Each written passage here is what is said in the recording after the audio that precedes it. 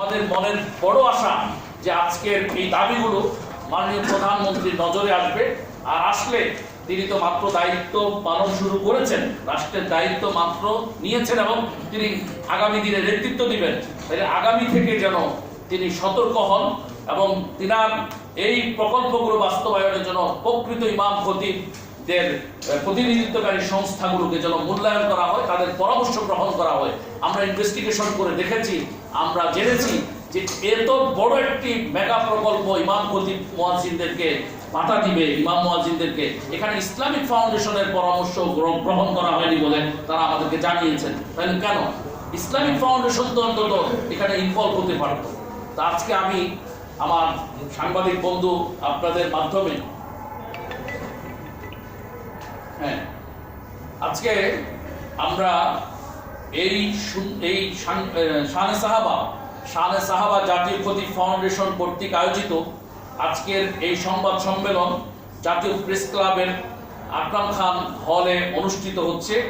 এই সংবাদ সম্মেলন আমরা এজন্য করছি যে ইমাম মুয়াজ্জিনদেরকে যেই ভাতা মাননীয় প্রধানমন্ত্রী দিচ্ছেন, সেই ভাতা গতকালকে ওসমানী স্মৃতি মিলনায়তনে উদ্বোধন করা হয়েছে।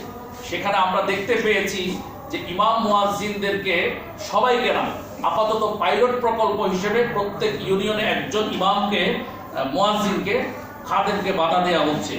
এখানে একটা প্রশ্ন আছে, ইমাম যদি ভাতা পায়, যদি মুয়াজ্জিনও ভাতা পেলেন, খাদেমও ভাতা পেলেন, তাহলে খতিব কি অপরাধ করেছেন? খতিবও তো এই মসজিদের একজন দায়িত্বশীল। প্রশ্ন এসেছে নানা দিক থেকে যে খতিবদেরকে কেন বঞ্চিত করা হলো, কারা করেছে? এই দায়িত্ব, এই প্রকল্প থেকে খতিবদেরকে বাদ দেওয়া এটা উচিত হয়নি। কারণ একটা মসজিদের কিন্তু মানে শৃঙ্খলা এবং একটা মসজিদের উন্নয়নের পিছনে সবচেয়ে বড় ভূমিকা কিন্তু একজন খতিবের, তিনি মিম্বার থেকে নেতৃত্ব দেন। সুতরাং আমরা মনে করি তাদেরকে অন্তর্ভুক্ত করা দরকার।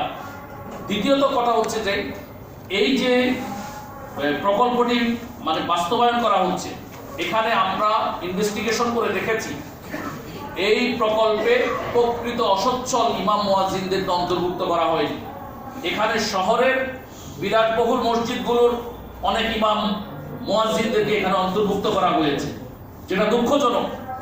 এখানে যেহেতু ইমাম খতিবদের সবাইকে দিচ্ছে না মাননীয় প্রধানমন্ত্রীর এই অনুদান, দিচ্ছে হচ্ছে পাইলট প্রকল্প হিসেবে কোনো কোনো মসজিদে, তাহলে উচিত ছিল প্রথমে ওই মসজিদগুলোকে সিলেক্ট করা যেগুলো গ্রামীণ জনপদের অত্যন্ত অসচ্ছল মসজিদ, যেই মহল্লা, যেই পাড়ার মানুষগুলো তাদের ক্যাপাসিটি নেই, তাদের সামর্থ্য নেই যে তারা ইমাম মুয়াজ্জিনদেরকে মানে পর্যাপ্ত উপযুক্ত একটা বেতন ভাতা দিতে পারবে, এরকম সামর্থ্য যাদের নেই, যেই সকল মানে এলাকার, সেই সকল এলাকার ইমাম মুয়াজ্জিনরা এই পাইলট প্রকল্পের অন্তর্ভুক্ত হলে এটা হতো সবচেয়ে বড় ইনসাফ।